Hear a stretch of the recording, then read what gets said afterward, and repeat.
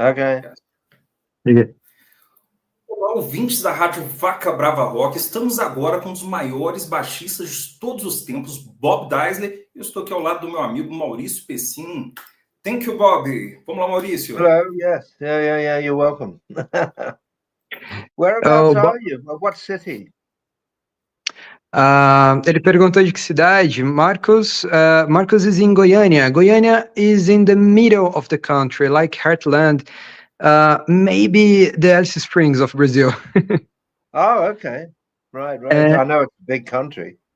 Yeah, very big country. And I am in the countryside of São Paulo. Have you ever been to Brazil, Bob? Yes, I have once, Rio de Janeiro. So when was it? Rock in Rio with Ozzy. That was 1985, a long time ago. Oh my, the first Rock in Rio. Yeah. It was huge. Yeah. Very nice. What did you think about Brazil and Rio? Oh, it's an amazing place. It was such a contrast of riches and poverty. Like there were people living in the street and other people very, very rich. So it's quite a contrast. But it was thrilling for me to be there and to see the Sugarloaf Mountain and the Ipanema Beach and the people were very nice. That's great. O Bob, Marcos, tá falando que ele esteve aqui em 85 no primeiro Rock in Rio. A gente tá com a tradução simultânea?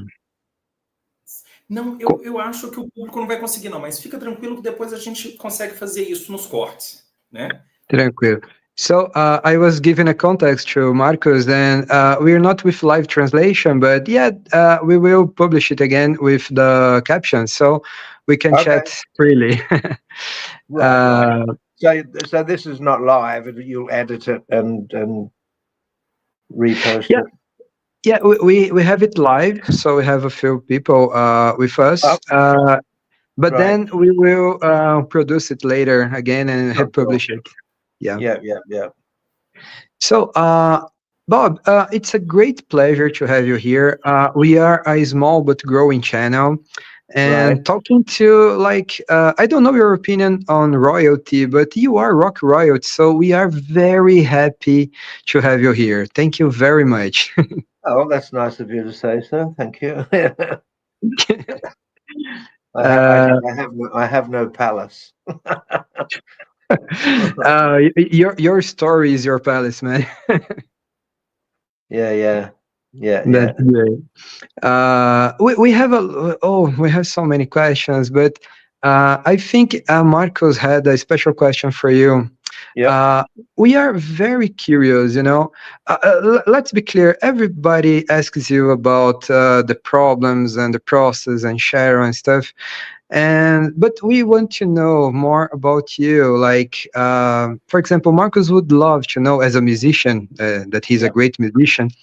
How did you start? What made you pick up the bass or the guitar? Could you tell us about it? Sure. Yeah, I was 12 years old at the time, and there was a knock on the front door where I lived with my mum and dad and sister, and there was a man selling music courses, and he said to my mum, when my mum answered the door, he said, "Is there anybody in the house that would like to learn to play a musical instrument?" She said, "Well, I'll ask my son." And first of all, I said, "Well, I don't know about musical theory and reading music and all that." And my mum said, "Well, look, just give it a try, give it a go. If you don't like it, I won't force you, but you can try the lessons and see how you get on." Because I think she kind of knew that there was something in me that needed to be brought out. So I started the music classes. About 20 pupils or so in the class of just learning guitar basics, chords and rudiments of music and that sort of thing.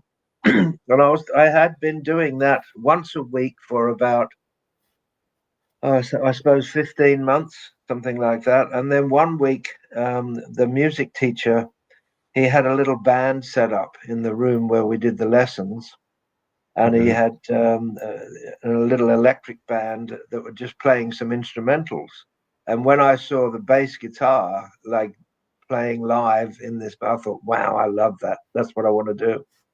So Yeah, I that's went so great. yeah, and I'd been playing guitar for like 15 months or something. And then I went home and I told my mum, I said, Mum, I really want to play bass. And she said, if you're serious about it, and you know that's what you want to do, then she said, then we'll get you a bass and a little amp, and you can start practicing. And she and I went into the city and went round some music shops, and I got a Futurama bass and a little 15-watt amp, and off I went, and I just began listening to my sister's records and learning bass parts from songs. This is 1964. There was a lot of stuff to choose from, and so many good influences around at that time, like Beatles and Rolling Stones and Kinks and all the, some great bands in the 60s.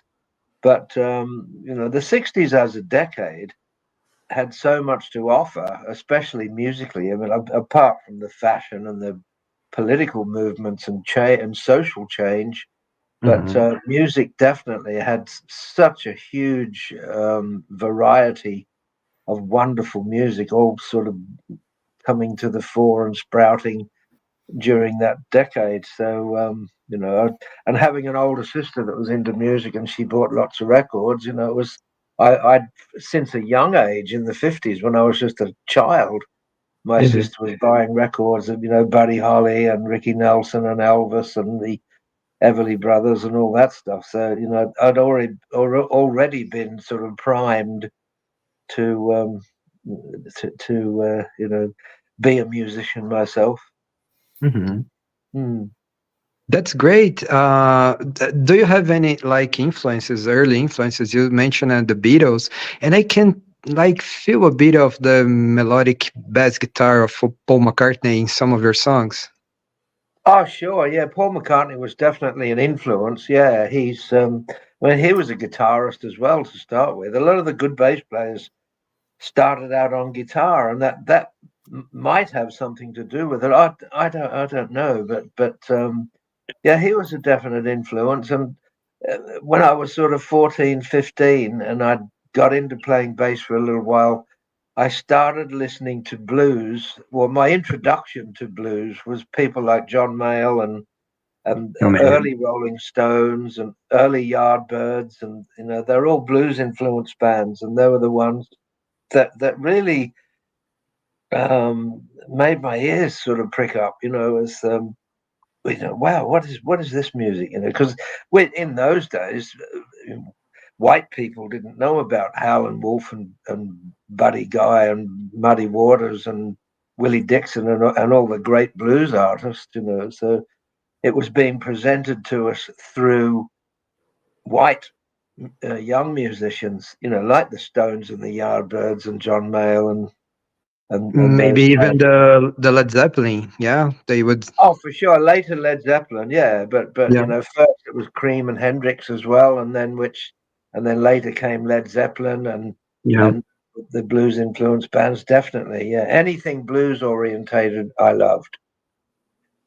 That's great. It shows mostly on your Gary Moore era. Bass player, and that was a big influence on me. But there were others as well, like Jack Bruce in Cream and.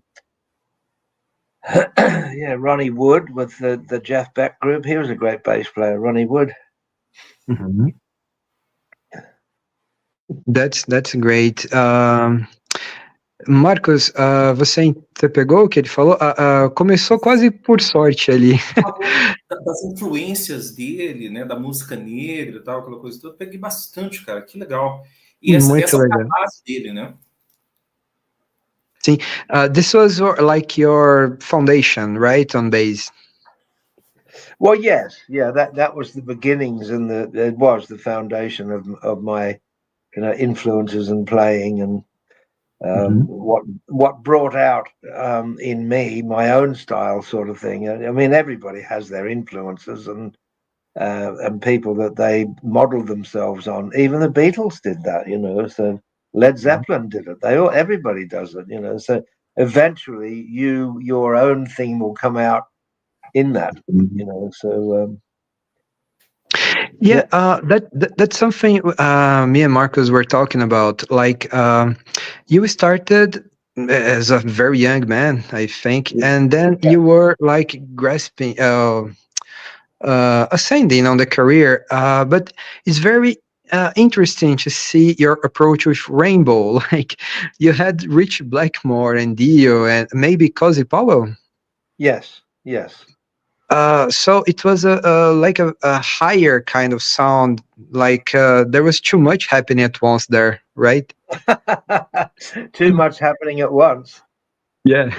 Well, how do you mean? What do you mean? Oh, like you had like Blackmore's shrieking guitars and Dio, and it was like, was it easy to find a spot to put like a bass line there in Rainbow?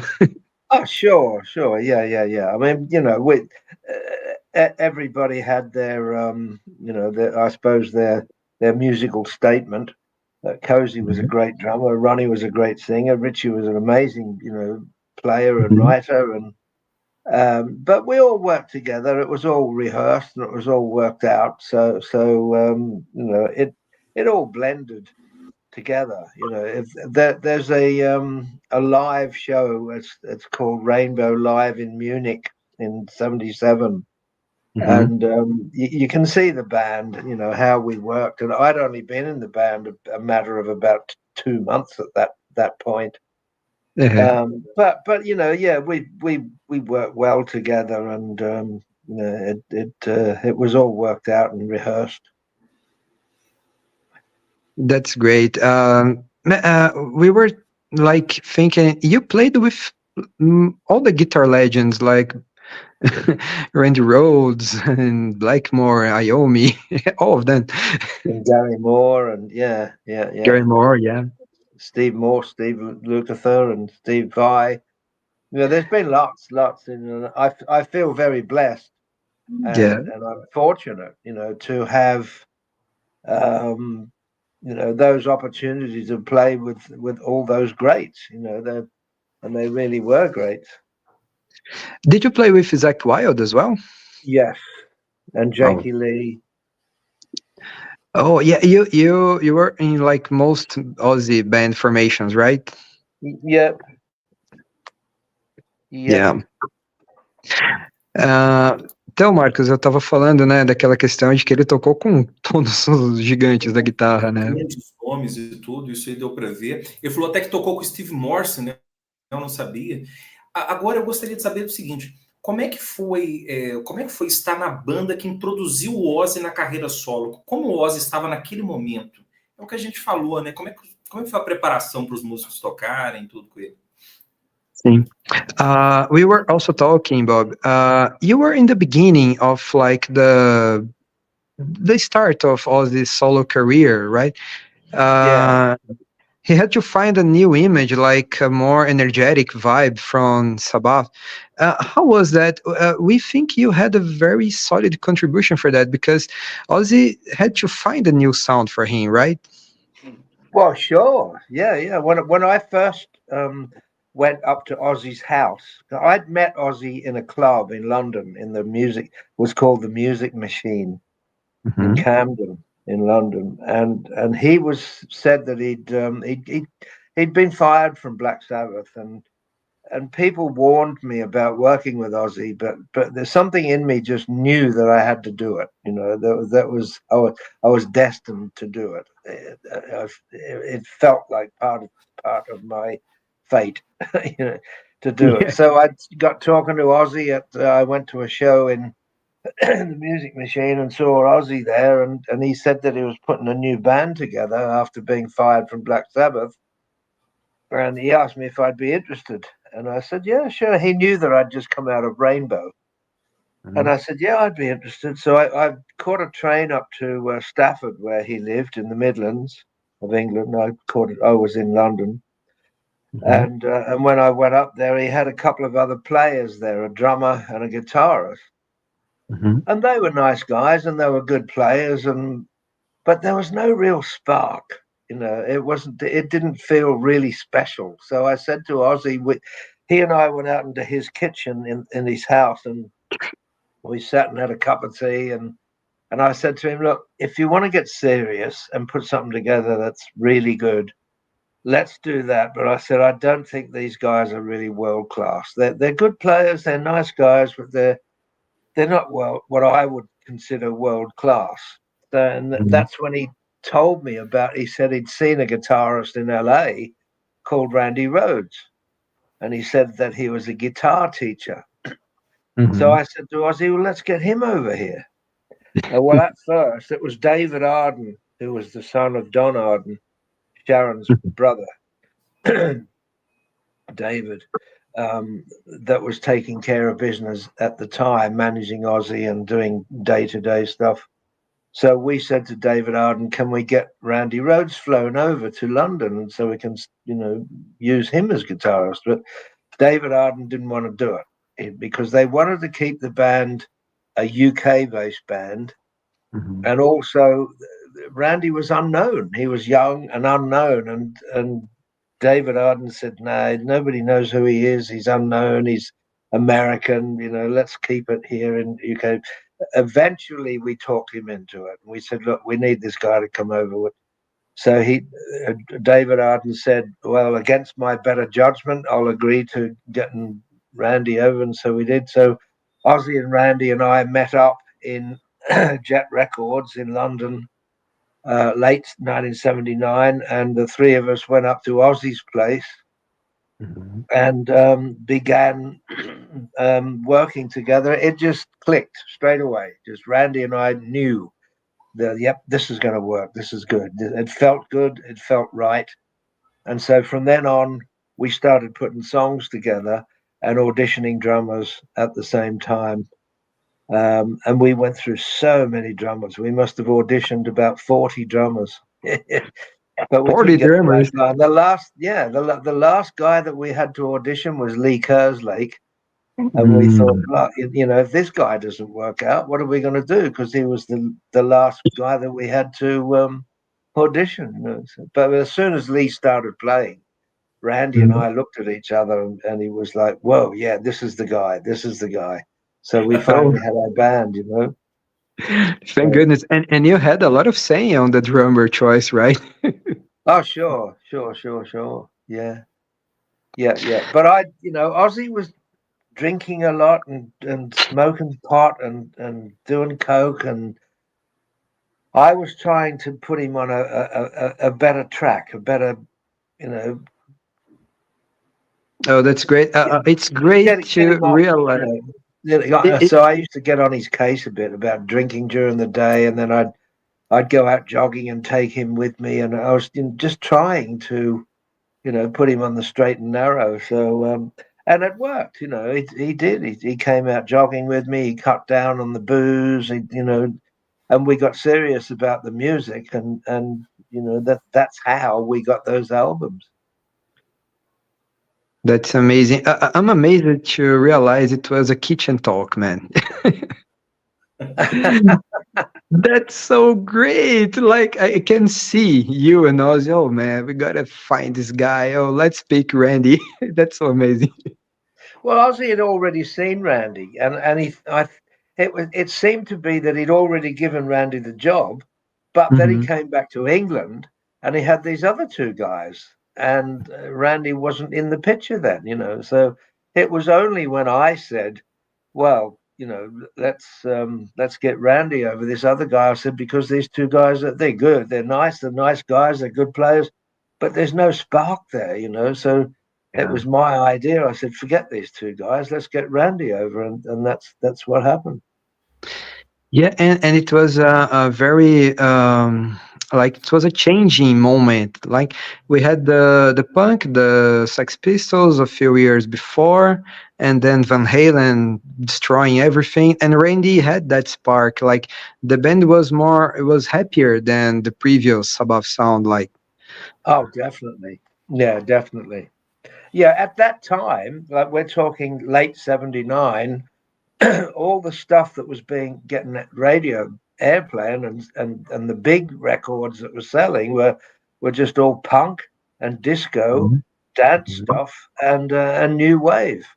So what we were doing to some people would be considered dinosaur. It's an old hat. But we didn't concentrate on having what was in fashion or what was in vogue or how to have a hit record. Or we just went into the studio, we wrote songs, and we played those and recorded those songs from the heart. That's what we loved. And we did. If people love it, great. If they don't like it, well, we can't help that. And that's how it was. That's so amazing. And as a former bass player, I feel very happy when I hear like bass leads from you in the start of many songs. That's very refreshing. Oh, good. Eu estava falando com o Bob, Marcos, que a formação da banda foi basicamente na cozinha do Ozzy. Eu achei essa história maravilhosa. Eles conversando que o Ozzy já conhecia o Randy e tinha que trazer ele dos Estados Unidos porque ele tinha a faísca que estava faltando na banda. Engraçado você ter falado isso da cozinha e tudo mais. Quer dizer, eu acho que numa entrevista ele falou que tinha uma amizade muito grande com o Ozzy. Uma coisa que eu tenho em mente, Maurício, acho que você pode perguntar para ele, é o seguinte. No Black Sabbath existia aquele clima que a gente estava falando ontem da tensão, né? Você tá me ouvindo? Tô. Que era algo mais sombrio, você tá dizendo, né? Tensão, algo mais sombrio. E eles trouxeram um brilho. E dizem que o Andy Rhoads perguntava pro Ozzy se aquele tom estava bom. Eu acho que a principal missão da banda era trazer o verdadeiro Ozzy em cena. Pergunta se foi isso mesmo, se eles queriam trazer o verdadeiro Ozzy ou eles já tinham a construção do som e o Ozzy teve que se adaptar a eles. Como é que foi isso? Não, ele falou mais ou menos sobre, mas eu vou pegar esse específico. Bob, we were talking about like this start of Ozzy's career and that you are very important part of it.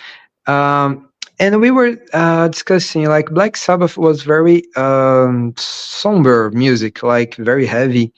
And when there's this change, like the glam, the stuff you all did with Ozzy, was that the real Ozzy, what he wanted to do? Like you said yes, like it was that music came from the hearts of the band, right? Yeah.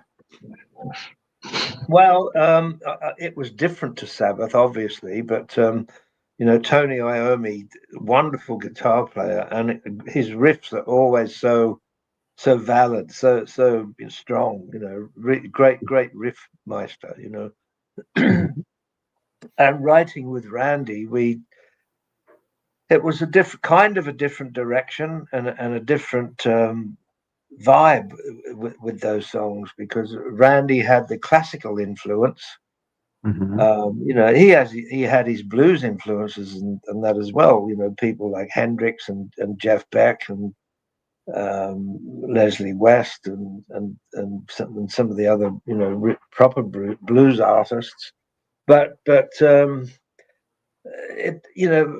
it wasn't deliberate. We didn't deliberately have an idea of this is what we want to sound like. It was just whatever was how we naturally sounded, and it became our sound just naturally without contriving it or and without sort of designing it. It was just this is how it is, and this is what we sound like it or not.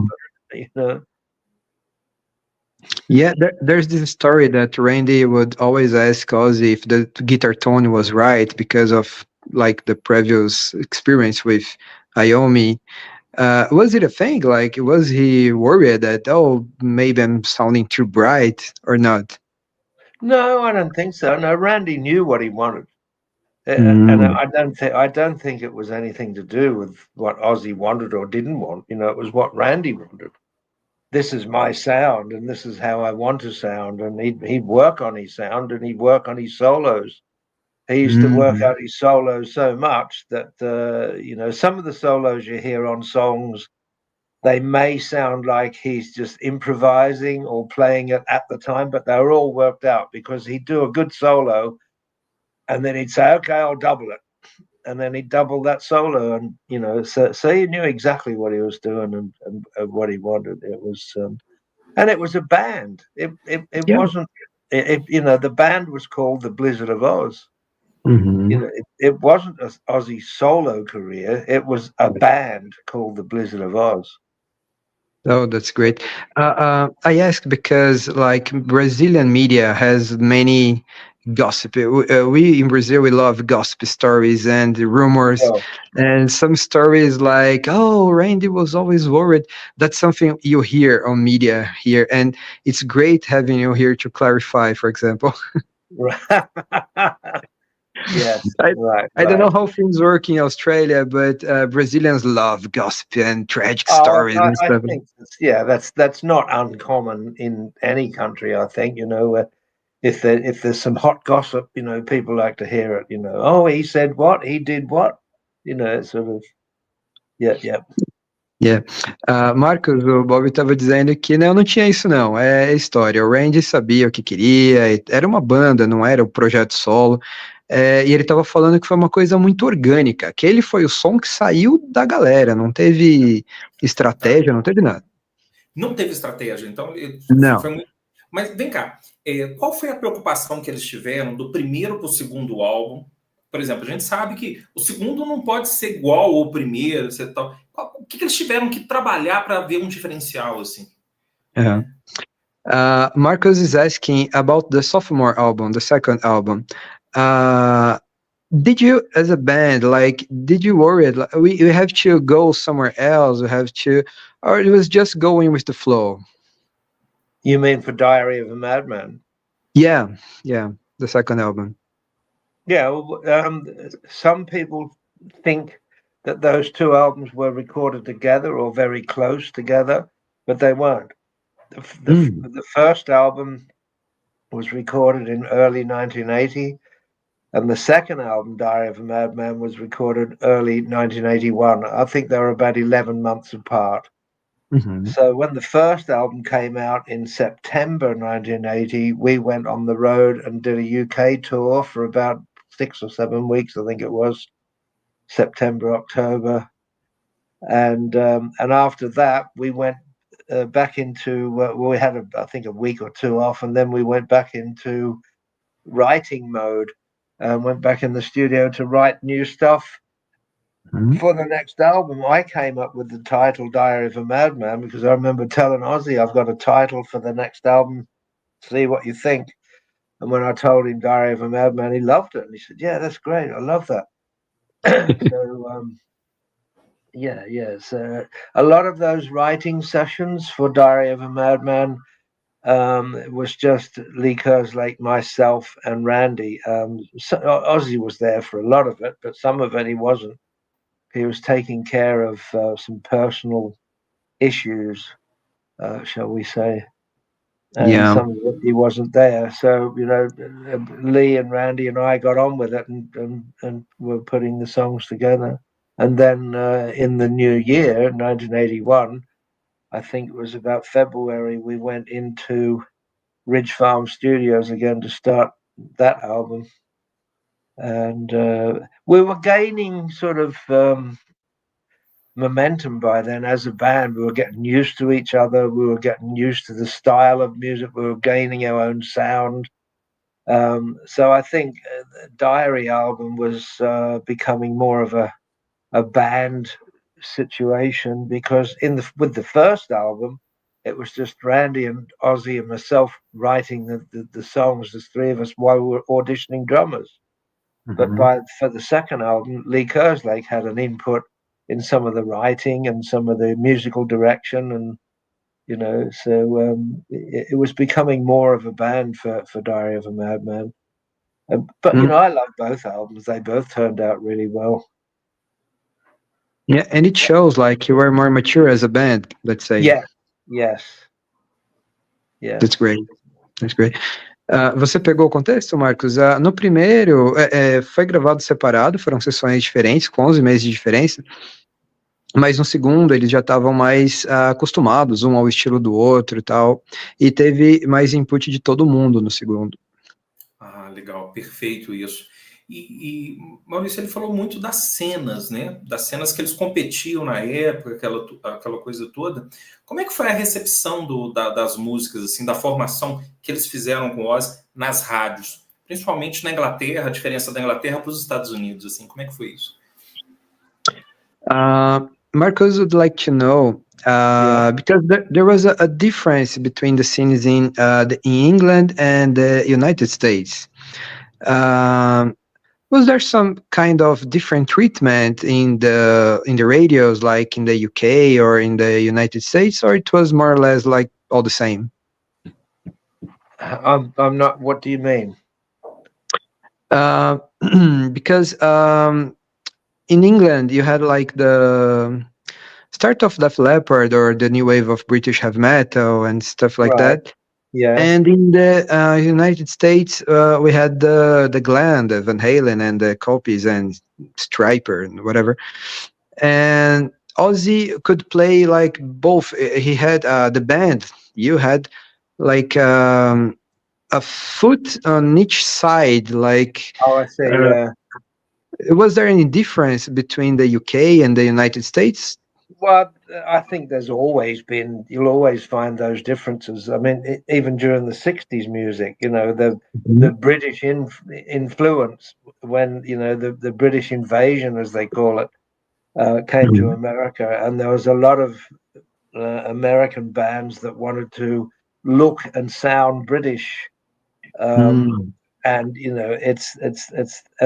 then you get the other way as well, that a lot of the English bands were influenced by the initial and original rock and roll artists that were all American, So I think both sides influence each other, but they always have their own identity as, this is an American band and this is an English band, and that there's always a difference, and it's just how it is.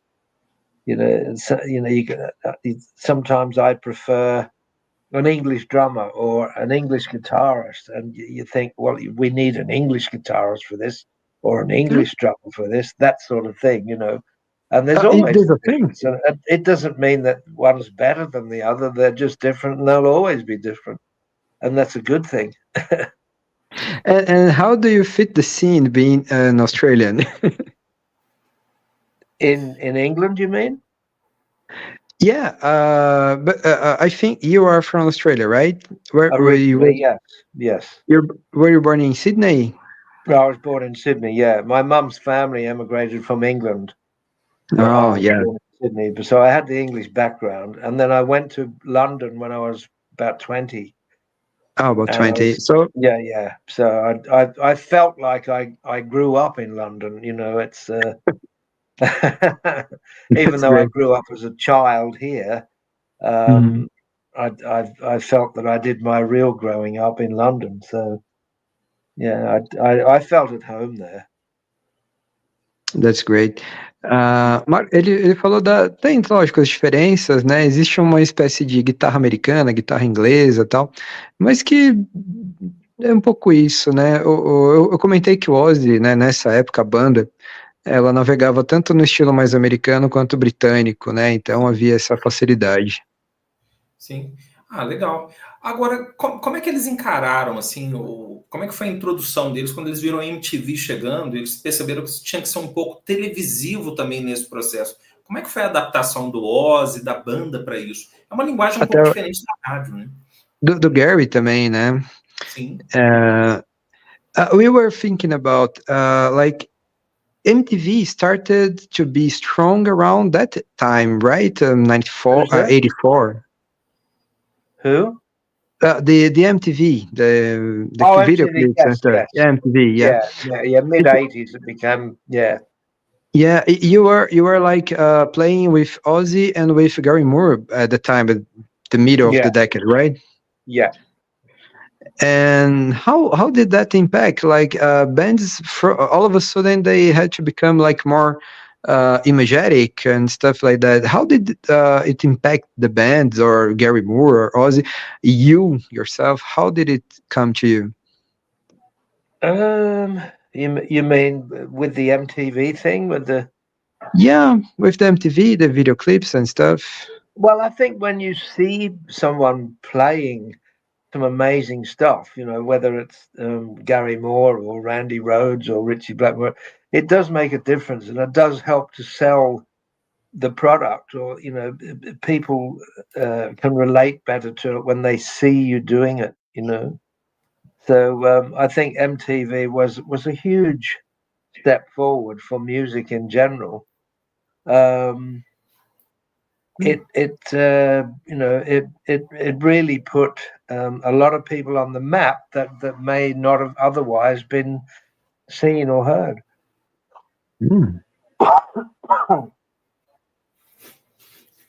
That's awesome. Ele estava dizendo que a MTV foi uma coisa interessante, não mudou muito, mas havia a questão de ver pessoas como Rich Blackmore, ou Randy Rhoads, ou Gary Moore tocando, e que foi muito importante, né? Na visão dele, a MTV ajudou demais a música, trouxe visibilidade a artistas que talvez não tivessem sucesso. Olha que legal. É legal ouvir isso da parte dele, eu concordo, né? Agora, Maurício, uma pergunta interessante para fazer com ele, né? Qual que era, por exemplo, ele tocou com vários guitarristas e tudo. Qual seria a pergunta mais interessante de fazer para ele quando se trata assim de ter qual artista trazia mais definição, a música mais bem definida assim dentro do contexto dentro do estúdio assim, né? Sim. Bob, we know you are a great songwriter, and I like that you position yourself this way. And since you played with many guitar legends, and many guitar legends had the opportunity to play with you, we would like to know, was there any band or any guitar player or band member that gave you more freedom to songwriting, or was there someone who was like, we'll do that and you have to play like that on the studio? What could you tell us about songwriting with so many great musicians and legends? Well, each situation was different, working with Ozzy and Randy, or Ozzy and Jakey Lee, or Ozzy and Zakk Wylde, and it was a freer situation for me to, write, express, whatever. Working with Richie Blackmore, he was more set in his ways of, I want it like this, it has to be like that, don't do this, do that, which was fine because I respected him and he was a great musician and a great writer himself. And Gary Moore could be a little bit like that, where he was very certain of what he wanted and what he didn't want, and that was with all musicians in Gary's band. But the thing with Richie and with Gary and people like that, they were very strict and serious about music. But if you got the job right and you got the job done and you were reliable and professional, it was a very enjoyable atmosphere. So with Richie, because I was reliable and professional and got on with it, we got on fine together. And the same with Gary. Gary Moore and I were close friends, we were real good mates. And it was heartbreaking when Gary died. It was terrible, Yeah. I heard you talk about that on another interview, and yeah, I was very moved. Like, you were very close friends, right? Yes. Yeah. So I didn't have the impression that Gary would be more sad, just by the feeling of the albums. I think I thought he would be like my more free approach to composing. No, he was usually fairly, certain of what he wanted and what he didn't want, and how things should be done, which was fine because he was, I was very impressed with how Gary was. He was a great player and great writer, and I respected him greatly. So if he, I understood it was the Gary Moore band. It wasn't my band. It was his band, and and we did it like how he wanted it, and everybody did that, and that was fine, you know. Yeah, and you had other venues like Uriah Heep. Did you play with UFO as well? Didn't you? I played with Uriah Heep and who? Uriah and UFO. Oh, UFO. UFO, yeah. We say it UFO No, here. I didn't play with UFO. No, Neil Carter was from UFO, but Neil Carter was in the band with Gary Moore. Mm-hmm. But yeah, I played with Uriah Heep for a couple of years and did a couple of albums, and that was a great, enjoyable situation for me. I really enjoyed it. It was with Mickey Box and Lee Kerslake and Peter Golby and John Sinclair, and it was very enjoyable. It kind of like always felt like a family. You know, Mm-hmm. we got on really well together, and it was musically enjoyable and socially enjoyable. Was it like lighter, or did you could have more fun because of how was that like socially fun? Sense of humor and even though we were all of us serious about the music, we wanted to get it right and you know, do it professionally, properly. But because there weren't any really bosses in Uriah Heep, it was a democracy, and it wasn't really a leadership or anything, you know. So we all had a say in what happened, and we all got on well together, and we all had similar musical tastes and similar sense of humor, and it was you know, made it very enjoyable. I was sorry to leave Uriah Heep, you know, but it wasn't being handled right. Management, record company just weren't doing the right thing, and I didn't have a choice really. You know, when Ozzy asked me to go back, and I needed that, so I went back. But I did feel sad about leaving Uriah Heep. Mm-hmm. Yeah, Uriah, the band never got as big as it should because of the raw talent present there. Yes, yeah, and that was really down to management and the record company. You see, David Geffen, who had Geffen Records in America, he wanted to release our first album when the band was reformed, and we did that first album, Abominog. David Geffen loved that album, and he wanted to release it on Geffen Records, but our record company wouldn't let them release it unless they also released Motorhead and Girl School.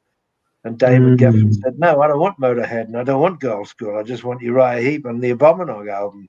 So it was no deal. But, you know, if we could have got that, David Geffen would have, you know, he had a lot of power, and he had some huge albums, and it was a big company, you know. So having David Geffen behind that album, it would have put it through the roof, you know. So that didn't happen. So that was one of the reasons that I left Uriah Heep, because it just wasn't being handled right.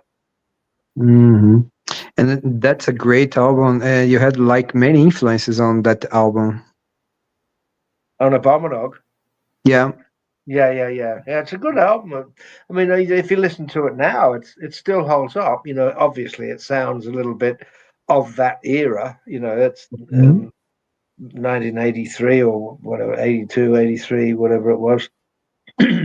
But it still holds up well. It's you know, good songs, well recorded, well played.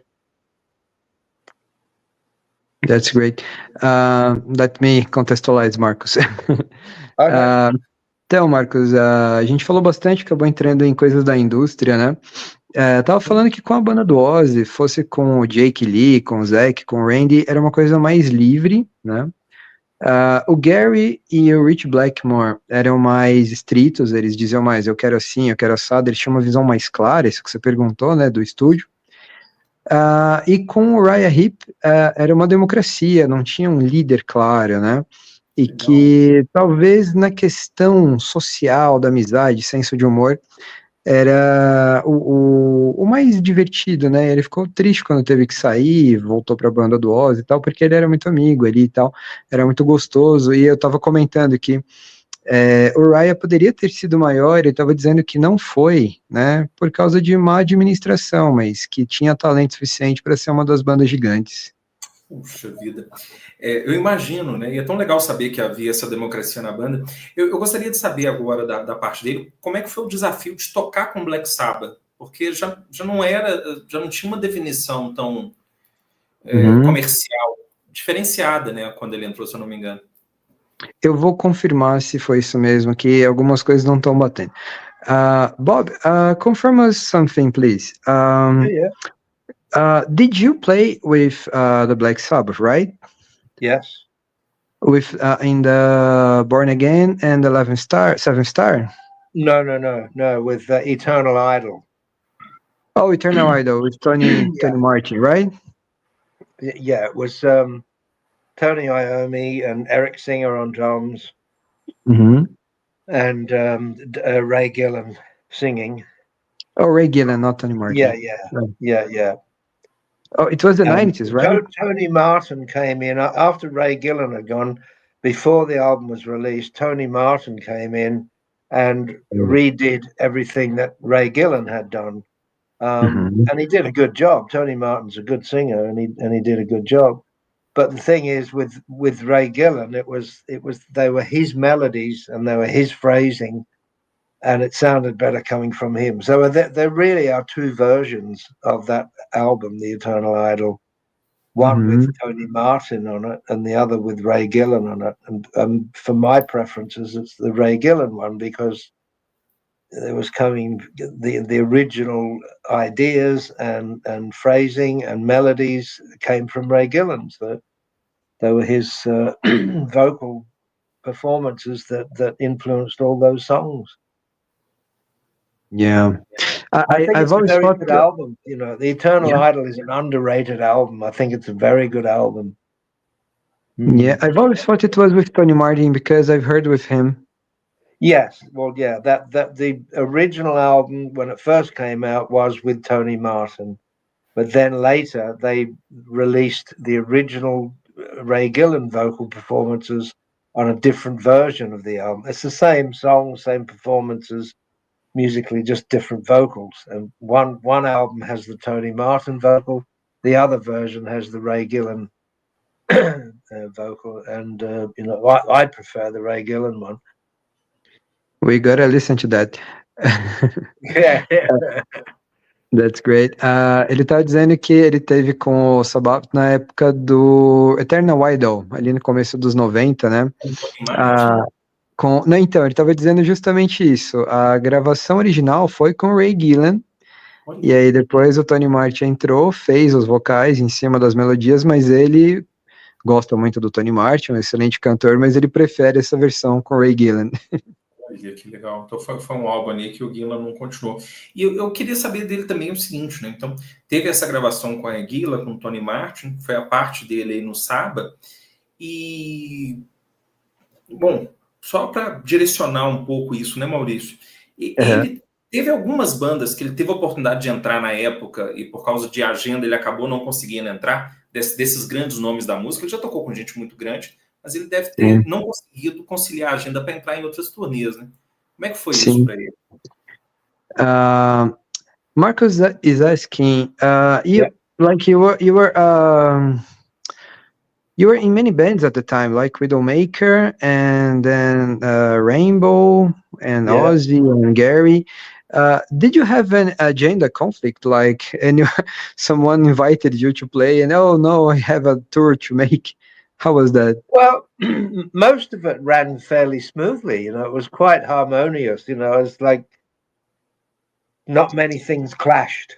You know, I went from Widowmaker into Rainbow. At the end of the second Widowmaker US tour, I met Richie Blackmore, and that was when he was looking for a bass player for Rainbow. And I just left Widowmaker to join Rainbow because it was a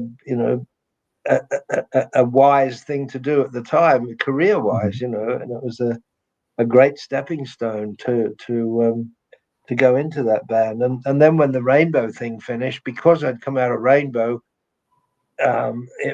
it sort of did my name some favors by being in Rainbow. So Ozzy was interested in putting a band together with me after I came out with Rainbow. And then with the Ozzy thing, you see how I ended up not being in the band with Ozzy for a while was because Ozzy and Sharon wanted to get rid of Lee Kerslake and replace him with Tommy Aldrich, and I wouldn't agree. And I didn't agree, and they kept on asking me, and they kept on, pulling me aside and saying, "Let's get rid of Lee, let's get Tommy Aldrich," and I would never agree. And I said, and it wasn't out of loyalty to Lee Kerslake or anything. It's just that I didn't agree that was the right thing to do. We had a band that was working chemistry-wise, and we were being productive, and it was all running smoothly. And I said, "It's not broken. Why are you trying to fix it? You don't fix something that's not broken. So." Yep. But eventually, they wouldn't listen to me, and they got rid of both of us. And then 6 weeks later, I got the phone call to come back. So that was their way of getting rid of Lee and keeping me, was get rid of us both and then ask me back. So I originally I was supposed to do a third album with Randy and Ozzy and myself and Tommy Aldrich, and that was supposed to happen in 1982. But then Randy was killed in March 1982, and that third album was put on hold for a while. And then we ended up doing that third album the following year in 83, and that's when Jakey Lee came in because Randy was no longer with us. So, but most things that I did, I was doing stuff with other bands, but like while I was working with Gary, I had some time off for a little while, and I got the phone call to do the Black Sabbath album. And because I had time off, I just went and did the Sabbath album, and it all worked out fine. Harmonious. So there wasn't any clash.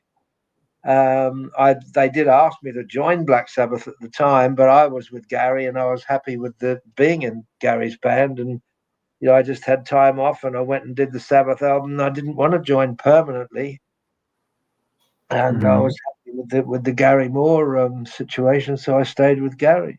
But there were times when I had time off with Gary or whoever I was with, and I went and did other things, and none of it clashed. It was always harmonious. So there was never a real problem about, you got a commitment here, but you want to do that. So you can't do that, or you can't do this. It just didn't work out like that.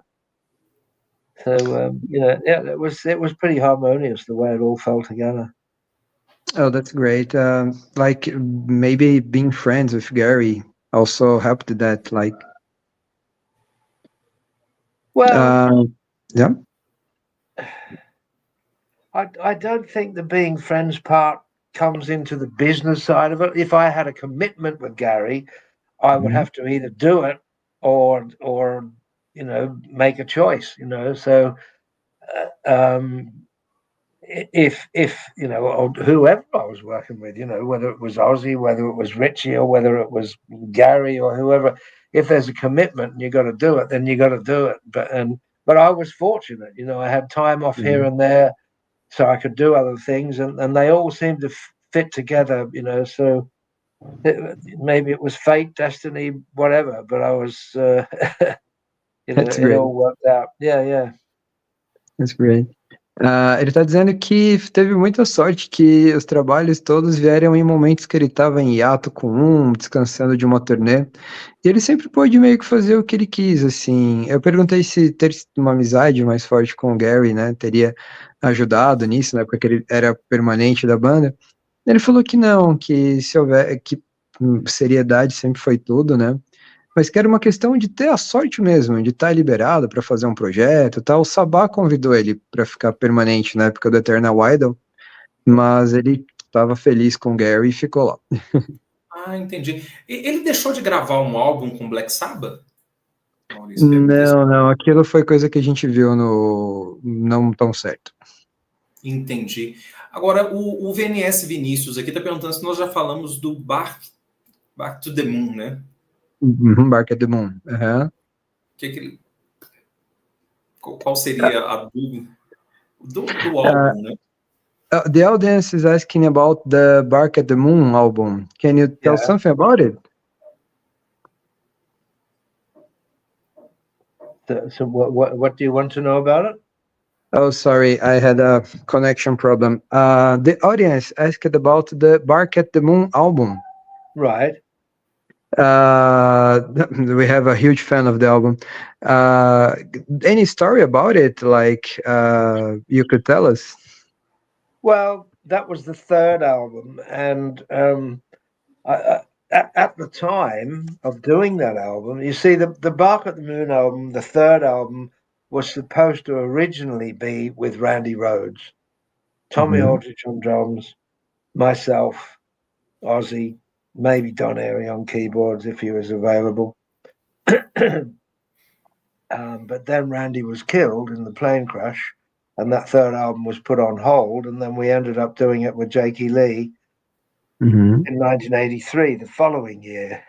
So, nobody knew how that third album would be received, because, the first two albums that had done so well had the original lineup. It was me and Lee Kerslake and Ozzy and Randy, and that was the main nucleus of the band.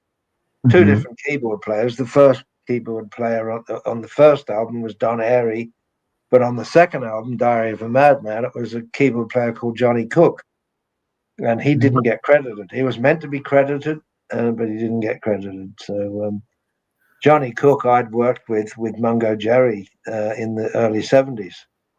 So, but I didn't find him for the keyboard player on Diary of a Madman. The Jet Records office, we just said we needed keyboards, and they found a keyboard player, and it happened to be Johnny Cook that I knew anyway, and I'd worked with him.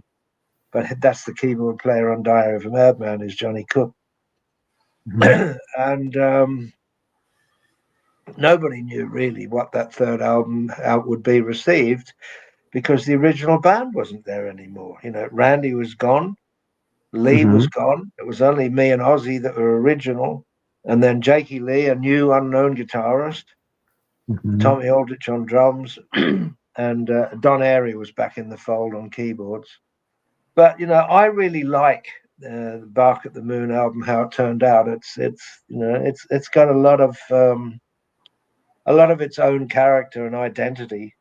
It's different to it's not an extension of Blizzard of Oz and Diary of a Madman, but obviously you can hear the influence of who was left in the band, which was me and Ozzy.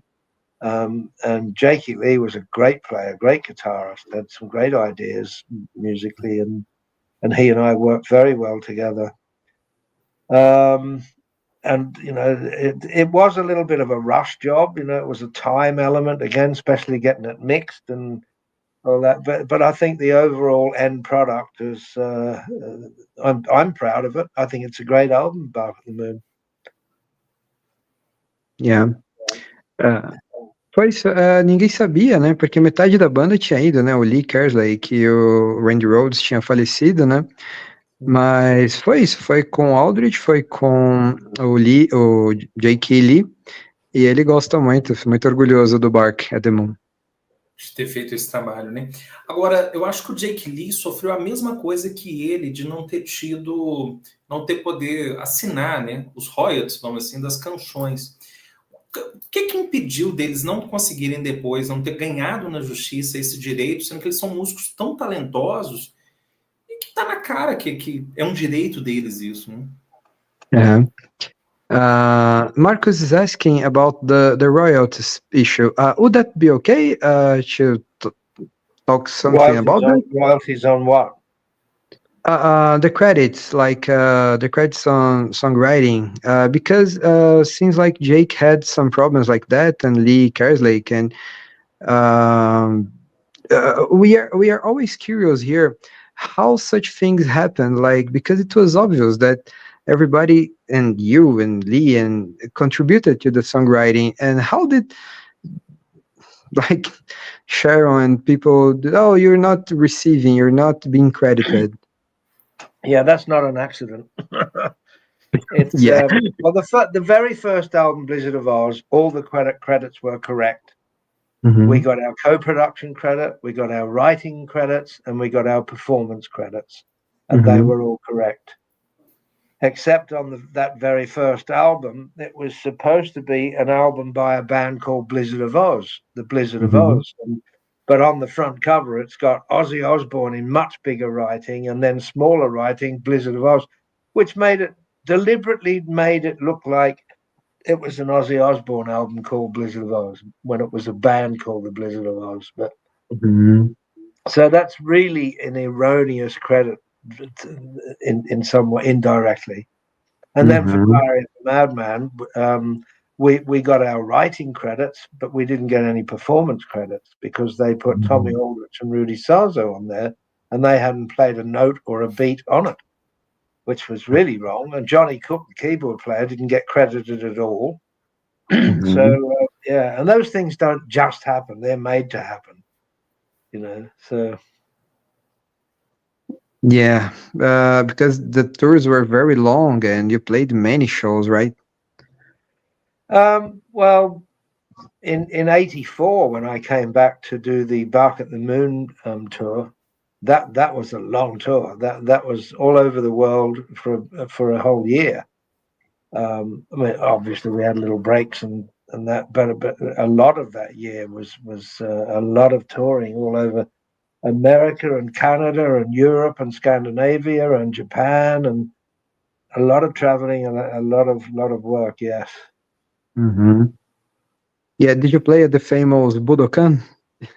Yes. Oh, you played Yeah. at Budokan many times with many bands. I did several nights there with Rainbow. I did nights there with Ozzy and with Gary Moore, and yeah. Amazing. That's like a temple, right? Yes, yeah, it is. Yeah, that's where the Beatles played in Tokyo as well, and in the Yeah, 60s. Yeah. It's a very prestigious gig, the Budokan. Yeah, it's like doing the Albert Hall or in London or Madison Square Garden in New York. amazing. Sobre os créditos, né? Ele tá dizendo que é aquela impressão que a gente tem, que o primeiro álbum é do Ozzy, que se chama Blizzard of Oz, mas não é. A banda era Blizzard of Oz, né? Mas aí, por sacanagem, coloca o nome Ozzy gigantesco lá e parece que é um álbum chamado Blizzard of Oz. Mas que ali os créditos estavam certinho. O problema mais foi a partir do segundo, que os créditos de performance não foram respeitados, né? E aí que houve todo o problema, o imbróglio, teve o Cook, que foi o tecladista, né? E que isso ao longo dos anos, e como ele diz, não é um acidente, é proposital, é feito para ser assim. Desagradável, né? Desagradável. Ué, agora, Maurício, ele pediu uma média de 45 minutos a 1 hora. A gente está chegando a 1 hora agora, né? Vamos fazer aquela pergunta final, né, ali, colocando em questão. Como é que está a relação dele hoje com o Ozzy, com a Sharon, né? Qual que é a lembrança mais viva, assim, que fica dentro dessa relação, né? Sim. So Bob, we set about around 45 minutes, 1 hour, and we are already there, and we would like to respect that. What? It goes quickly, doesn't it, when you're having fun? Oh, we could talk for 3 hours more, but we have things to do. There's a ton of stuff we can cover. We can. Well, maybe we can do another one another time. Oh, we'd love that, because beyond being a legendary bass player, you are such a nice guy. I could talk to you for ages. Thank you. Yeah, it's always fun to have these questions and to reminisce for me. And yeah. Oh, so we are going to the end of the chat. Our chat. Let's not call it an interview. So Marcos asked if it's everything okay between you and Ozzy nowadays, between you and Sharon. And my personal question is, I see you have a studio and maybe you are, I don't know, producing regional artists in Australia. And I would like you to tell us about like what you have been doing after you had a solo album in 2013. And yeah, that's that. Marcos wants to know, how's your relationship with Ozzy, Sharon, I and don't people know. from the past? I no longer have a relationship with Ozzy and Sharon, which is sad because we were friends. But it got to the point where I had to sue them for Yeah. unpaid royalties and erroneous credits and all that sort of thing. And it's never been the same since. That it's I can't talk about the detail of it, but we don't have a relationship now, which is sad because Ozzy and I were close friends, and we had some great times together and some great laughs together, and I often miss him, and I'm sure he feels the same sometimes. So, and Sharon as well. I got on fine with Sharon, but it all ended. So yeah. And as far as what I'm doing now is, at the moment, I'm doing another Hoochie Coochie Men album. I had the album out with John Lord several years ago. We did a blues album with John Lord. It had Ian Gillan on it. It had a lot of good people on it. It's called Danger White Men Dancing, and with John Lord, obviously he's not on it now because he's gone. Which is a sad loss. But we'll have some other people on the new Hoochie Coochie Men album, which we hope to get finished in the first half of this year. So we're partway through doing that at the moment, and that Hoochie Coochie Men album will be out. Hopefully later this year. That's great. I love the first one. I'm also going to do an album with Gary Moore's son, Jack Moore. He's a good player now.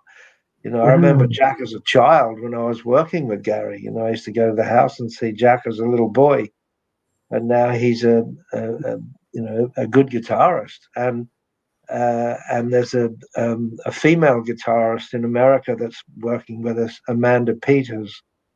And she's another good player, and she's very into a lot of the stuff that I'm into, like blues and those sorts of influences. She's a big Peter Green fan and a big Pink Floyd fan, and loves all the Blizzard of Oz stuff and that. So we're on the same page with lots of stuff. Peas in a pod.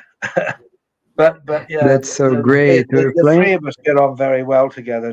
Jack Moore, Amanda, and myself. So we will be doing something, and probably Rob Grosser, the drummer that I work with the Hoochies. He'll be a drummer with the Jack Moore and Amanda Peters band. Oh, that's so great! Playing with Gary's son. That's amazing. Yeah, he's a good player now. I remember when he first started, he played a little bit on my tribute to Gary Moore a few years back, and he was just getting good then, but now he's a lot better. He's maturing, and his playing is coming along very well. So, and Amanda's a nice player too. So. Yes, there's always something going on. I don't go on the road anymore, and I don't do live stuff anymore, but I still play, I still write, and I still record. So I'll probably do that until my last breath. Let's hope it takes a lot more years to come. Well, I hope so. Yes, that'll be nice. Marcos, ele falou que infelizmente não tem mais contato com o Ozzy, gostaria, mas depois do processo as coisas mudaram muito, né? Mas é isso, sente falta do Ozzy, às vezes sabe que o Ozzy também sente, mas as coisas mudam. Sobre o que ele tem feito, eu perguntei, cara, ele vai tocar com o filho do Gary Moore, com uma guitarrista americana. Nesse ano sai ainda o álbum do Hoochie Coochie Man, né, a banda mais de blues. Eles estão finalizando agora no primeiro semestre, deve sair até o fim do ano. Então, tem coisa, é um amante, né, tanto de tocar quanto de compor. Legal. Fala com ele, Maurício, que ele tem o meu e-mail e sempre que lançar um single, enviar para a gente, por favor, para ir para a rádio. Outra coisa legal também é que a gente vai fazer um programa especial, né? Dele. Sim. Então, a primeira e a última música, e quais seriam as músicas essenciais que ele acha que tem que estar dentro desse programa? Maravilha. So, Bob, again, thank you very much. And we have a special request for you. Yeah. First, you have Marco's email, and please, if you have something, a single, some news, please tell us because we can play it. We really like you, man. As a bass player, you are one of my favorites. And That's nice to know. Thank you. Yeah, you're great, man. And the request. Every Saturday we have a program on the radio called Rock Radar, and we have the Legends Radar. So we are making a special version for you this Saturday. Oh, okay. Yeah, and we have 18 songs from picked artists, and this Saturday it's going to be your program. And we want you to choose the first song and the last song. Okay. You want me to do that now? Yeah. Okay. And it's gonna from any band, from any solo career, whatever song you want to be the first and to be the last. Okay. Well, the first album that I ever did was in 1970, and it was a band called Carvus Jute. That's KAHVAS JUTE. JUTE. Yeah. And the song on it is called the first song on it is I've got to think of the title of it. It's just called Free. Free. FREE. Free. Oh, free. Just free. Like and it's the first track on the Carvus Jute album. The album's called Wide Open. Hang on one second, I'll just get rid of this call. Oh, you can confirm it by mail later. No, it's okay. Okay. So and a last song. Ooh. Important stuff. Yeah.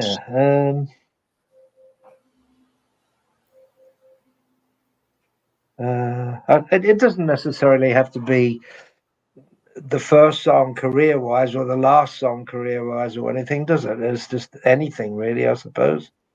Yeah, just the first usually is the song that you think better defines your style, and the last one is something important for you, like personally.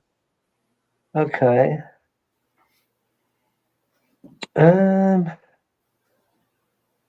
Well, how about something off the Ray Gillan version of the Black Sabbath album, The Eternal Idol? Maybe the title track, The Eternal Idol. That's a good song. It's a good track. Very heavy, very dark, and it's probably one of the heaviest songs I've ever heard and ever played on. So yeah, The Eternal Idol with the Ray Gillan version. Yeah. Great. And the first one, you keep that's your choice, I guess. Oh, okay. So let's pick the Eternal Idol and the first one, Cisco Free. Yeah, Carvus Jute. Yeah. Carvus Jute. That's great, man. Thank you very much for your time. As I said, you're an amazing guy, and I'm very happy to have this conversation. Thank you, Bob. I'm glad it went well, and I'm glad you're happy. So we can do another one another time. Oh, we'd be very happy. Marcos, ele falou que dá para fazer outro em algum momento, se quiser, a gente pode conversar mais. Queremos sim, vamos marcar a live 2 aí mês que vem, então, fechado. Vamos deixar ele descansar. Marcos wanted to do another next month, and I told him, let Bob rest a bit. No, when you want, yeah. So do you read English as well? Yeah. You can read it, because I have a book out. My book is called For Fact's Sake. Oh yeah, I wanted to. It's very difficult to find biographies here in Brazil, but I really want to read that. Yeah, it's on Amazon US. Yeah. I think this week they're waiting for stock to come in, waiting for some books to come in. So maybe later at the end of this week they should have stock in again. So Amazon US have called For Fact's Sake. Do they have a digital form? It will be, but not yet. But we're going to have digital form. Yes, we're going to have that. Okay, I'll certainly read that, man. Yeah, there's lots and lots of stories in there. There's tragedy and funny things, and interesting musical things, and it's my whole life in music. So it's people are loving it. They give it 5 stars, so they're enjoying the book. Yep. That's great. I heard you talking about the biography on this interview, and you mentioned something that I think is very important. I am a ghostwriter myself. I work for like that. And you mentioned that you didn't want AI, ghostwriters, you wanted it said your way. And I thought that, that's so amazing. Yeah, I wanted it from my heart, from my emotions, from my feeling. I didn't want somebody to write it for me or anyone else. I wanted to say things and present things exactly how I feel and think and, and know about, because I was there, and I have diaries with all the correct dates, and so I could look everything up, and I have photographs all throughout the book that show you, if I'm talking about something, there's the photograph of the situation. So it's pretty accurate, and that's why it's called For Fact's Sake, because it's factual. That's great, that's great. Aí tá falando da biografia For Fact's Sake, né? Vai estar disponível na Amazon daqui a um pouco, acabou, tá sold out, né? Mas vai voltar, vai ter cópia digital, e lá tem muita coisa, história, drama, coisa engraçada, foto. Para quem tá acompanhando aí, pode ser muito interessante pegar a história dessa lenda, né, cara? Bob é incrível. Legal. Ele deveria fazer ele deveria lançar também um curso de baixo, né? Eu acho que baixistas do mundo inteiro comprariam, viu, Maurício? Marcos is interested in making a bass workshop with you, Bob. Oh, I see. Right. Like a clinic kind of thing. Yeah, like show some things, like give some tips and stuff like that. Oh, I see. Right. Oh, I don't know. Oh, that would be great. I would buy that in a heartbeat. That's it, man. Thank you very much. Okay, well, thank you both, and blessings to you both and all the people in Brazil and everybody that listens.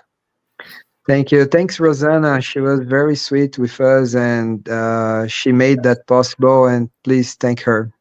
Yeah, I will do. I'll tell her I did it today, and I'll thank her again for you. Okay. Bye-bye. All right, thanks. All the best. See you. Bye-bye. See you. Bye-bye. Thank you, Bob. Cheers. Bye-bye. Okay, you're welcome. Thanks. Bye-bye. Bye-bye. Thank you. Valeu, Maurício. Cara, ele já saiu, né? Bom, deixa eu ver aqui. Cara, obrigado. Foi uma live incrível, né, Maurício? Poxa. Nossa, além de tudo, é um cara muito divertido. Vai. Não, e eu vi. Fazia tempo que eu não me divertia tanto. Ele falou isso lá no final, né? Nossa, ele falou que quando... Só falou 45 minutos, tem uma hora. Ele falou que quando tá se divertindo, parece que o tempo passa rápido. Foi rapidinho mesmo, cara. Olha, ele falou muita coisa legal, não falou, Maurício? Acho que ele falou que a relação com o Ozzy está estremecida, né? Era o que a gente desconfiava também. E o Uriah Heep, né, cara? Parece que ele teve ele adoraria ter continuado com os caras, né, e tudo, e falou assim, faltou gestão ali para eles se tornarem maiores, né? Ele comentou algo muito... Ele comentou uma coisa interessante. O David Geffen, dono da Geffen Records, queria lançar eles nos Estados Unidos, mas a galera falou, não, tem que ser o Uriah Heep, o Motorhead e o Girls' School, e o Geffen falou, não, mas eu só quero o Uriah Heep. Falou, então não vai. E ele considera que por causa disso é que o Ryan não estourou e não virou um monstro sagrado e tal. Caramba, cara, caramba. São músicas bem agradáveis. Eu cheguei a ouvir o Ryan Heep e tudo, né? São músicas bem agradáveis. Mas, cara, nada se compara à carreira que ele fez com Ozzy, né, cara? Aquele negócio ali foi impressionante, né? Os caras literalmente Eu gosto. o Ozzy, né? Vamos dizer assim, né? Não, eles criaram meio, né, que aquilo, não eram só músicos contratados, como a época do processo deu a entender, né, falou que, pô, o Lee Kerslake, né, o batera, eles tinham tentado 40 bateras e não tinha dado certo, e só tinha mais o Lee, e ele falou, pô, tem que dar certo, e deu, e clicou, e quando tentaram tirar o Lee, porque queriam botar alguém que era amigo lá, o outro, o Aldridge, eu acho, né, e ele falou, não, mas não tá quebrado, a gente tem química, tá, não, mas tem que ser outro. Eles criaram, era uma banda, não era a carreira solo do Ozzy, isso é muito interessante. Exato. Pelo menos uma coisa que eu entendi foi que na época que eles começaram a tocar com o Ozzy, eles estavam disputando com a New Wave, né? Uhum. Eles estavam disputando, sei lá, com a Disco, com a galera da hard rock. Então, assim, e do heavy metal. Então, quer dizer, os caras entraram numa competição ferrenha naquela época, né? Com 4... Foi isso mesmo, não foi?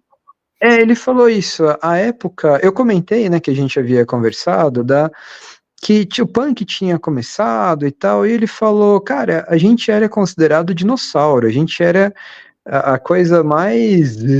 ninguém queria, era cringe, né, na época. E então falou, já que tá assim, vamos fazer o som que a gente quer, vamos fazer o som que a gente gosta, e não teve direcionamento, não teve pensamento estratégico, foi aquilo, o som foi saindo, aquela fagulha do Randy Rhoads, ele se conectou com o Randy, e o Lee dava uma base sólida, e foi isso. Mas a composição era muito ele, o Randy e o Ozzy, e no segundo, Diary of a Madman, que o Ozzy estava meio mal, muitas drogas e tal, aí foi ele e o Randy, basicamente. Enfim, montando tudo, porque o Ozzy não... Era o declínio dele, né? O Ozzy estava muito gordo na época, dava para ver que o negócio estava legal. Agora, teve uma hora que ele falou do Rit Blackmore, quer dizer, ele chegava ali, não dava espaço para ele, né, cara? Foi uma coisa que você falou, que o som dele era meio engessado com Blackmore, né? Eu perguntei sobre, né, quem que dava mais oportunidade e tal, ele falou que o Blackmore, assim como o Gary Moore, ele tinha uma visão muito clara do que era para fazer, né, enquanto no Ozzy era mais uma coisa de banda, de jam, o Ryan Heep também, no Rainbow era o Blackmore falando, eu quero que você faça isso, o baixo tem que aparecer só aqui. Mas ele falou também cara, é Blackmore de um lado, Ronnie, né, o Dio do outro, Cozy Powell, todo mundo tocando pra caramba, a gente se achava lá. Falei, tá, tinha muita coisa acontecendo, mas eu botava uns leaks de baixo lá e tava tudo certo. Cara, eu teve uma pergunta que faltou fazer para ele, que é o seguinte, quem que achava que era fodaço ao vivo? Se era o Ozzy ou se era o Dio, né, cara? E, bom... O bom foi que ele deu uma brecha pra gente voltar. A gente já vai abrir. Fica pra parte 2, fica pra parte 2. Aí a gente pergunta da cena da Austrália, das bandas da Austrália também. Sim. Em relação ao Black Sabbath, o que você achou assim, que ele aprofundou mais quando se tratou ali de trabalhar com o Black Sabbath? Que ele ficou naquela... Engraçado, uma coisa que eu não sabia, né, cara? Que o álbum foi gravado pelo Tom Iommi, né? Não, Tom Iommi não. Não, o Ray Gillan. Do Deep Purple, né? Ian Gillan. E depois não. ele gravou tudo. Não, a gente pegou coisa errada aí, mas vamos falar pra audiência, é isso mesmo. Na verdade, ele fez o Eternal Idol. Ele era meio do entourage ali, ele conhecia a galera na época ali do Born Again, do Seven Star. Sim. Mas ele não tocou nessa época, não. Ele tocou já acho que é anos 90, o Eternal Idol, né? 91, se eu não me engano. E aí ele fez nessa época. E o Wyoming também tinha uma visão muito clara do que queria fazer, né? Então, mas ele fala, né? Os riffs do... Como é que ele falou? A Wyoming é riff, atrás de riff. Caramba, deve ter sido uma coisa impressionante, cara. Deve ter sido impressionante. Um colega até colocou aqui, né? Um espectador bacana, com a dele escura. Mas, gente, é porque ele achou que ia ser por telefone, né, Maurício? E a gente falou assim, não, YouTube, na tampa verdade, sua câmera aí com a gente, pô. não, ele solicitou que seria sem. A gente viu entrevistas com ele em outros canais internacionais, tudo, ele não faz vídeo, né? Ele até falou no final que ele não toca mais ao vivo, sei lá, que talvez não queira, não tenha vontade de mostrar mais a imagem, né? Mas isso foi combinado desde o começo. Bob deve estar com qual idade, hein? Será que já está com 79, Maurício? 78? Não, 74. 74, né? Tá novo ainda, né, 74. meu? Tá novo, e tem uma voz, né, de quem foi curtido lá no deserto da Austrália. Caramba, velho, esse cara deve ser um figuraça. Foi muito bom falar com ele. Você agradeceu a filha dele, né, no final, né? Foi, pedi para ele mandar um agradecimento especial a ela, ele falou que vai sim, falei que ela foi muito doce conosco, né, dando essa oportunidade do contato, e falou que é mandar e-mail que a gente faz mais conversa com ele. Coisa boa, então vamos preparar mais para frente. E em relação ao repertório, para a gente fazer o especial Bob Daisley aí no radar de lendas, como é que vai ser isso? Vamos lá, a primeira a gente precisa confirmar, pode até confirmar com ele, mas é do primeiro álbum que ele fez, é com a Cavi Jute, e a música chama Cisco Free, mas a gente confirma aqui, não é difícil. E a última vai ser The Eternal Idol, a versão com Ray Gillan. Ah, legal. Ele falou das músicas mais pesadas em que eu já toquei. Caramba, vou ter que procurar isso aí, cara. Porque não é toda música que a gente consegue baixar, não, sabe? Tem isso também. Não, mas pode deixar que eu tenho meus meios aqui.